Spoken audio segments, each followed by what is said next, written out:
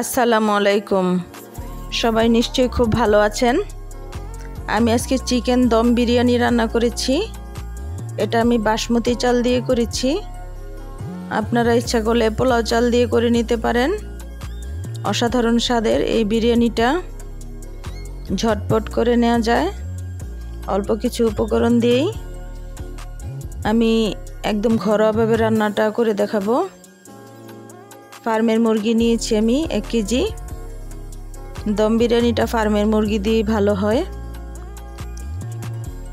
প্রথমে আমি মাংসটা ম্যারিনেট করে রাখবো। কিছু পেঁয়াজ কুচি, সাথে দিয়ে দিলাম কিছু পেঁয়াজ বেরেস্তা,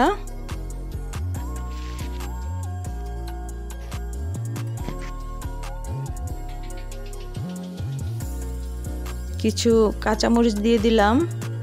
সব একসাথে ব্লেন্ড করে নেব। ব্লেন্ড করা হয়ে গেছে। এবার আমি মাংসতে দিয়ে দিচ্ছি। দিয়ে দিলাম আদা রসুন পেস্ট, জায়ফল, জয়ত্রী, পোস্তদানা আর বাদাম একসাথে বেটে নিয়েছি। দিয়ে দিলাম জিরা বাটা। এবার টক দই দিয়ে দিচ্ছি। লাল মরিচের গুঁড়া কিছু দিয়েছি।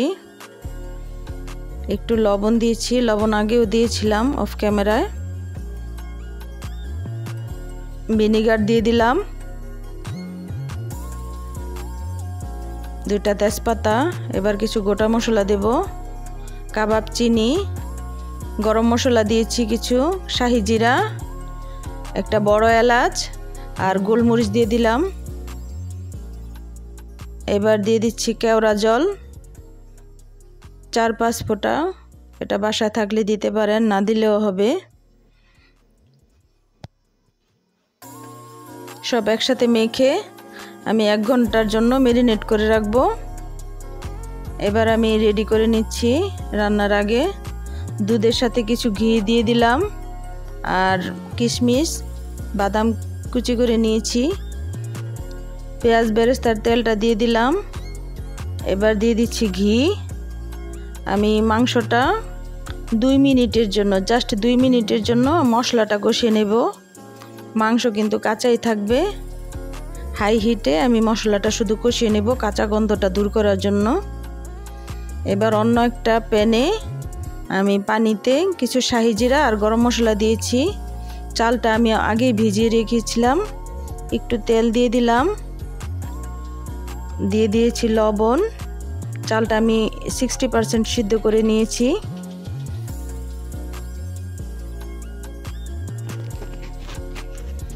মাংসের মশলাটা কষিয়ে নেওয়া হয়ে গেছে, ঢেকে রেখেছি। এবার দিয়ে দিলাম কিছু পেঁয়াজ বেরেস্তা। চাল যে 60% সিদ্ধ করে রেখেছি ওই চালটা এখন দিয়ে দিচ্ছি।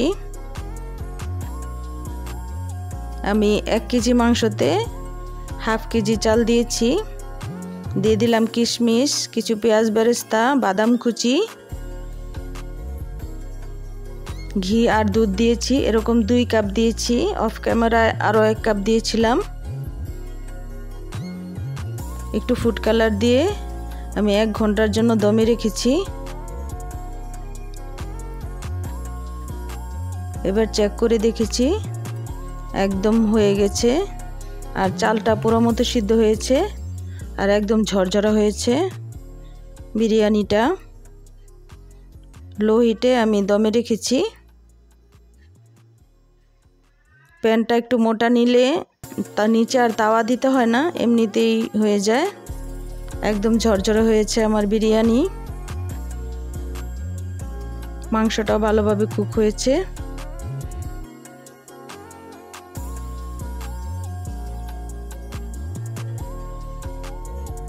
আশা করি আমার এই রেসিপিটি ভালো লেগেছে আপনাদের। ভালো লাগলে আমাকে সাপোর্ট করবেন, সাবস্ক্রাইব করে দেবেন। সবাই ভালো থাকেন, সুস্থ থাকেন। আল্লাহ হাফেজ।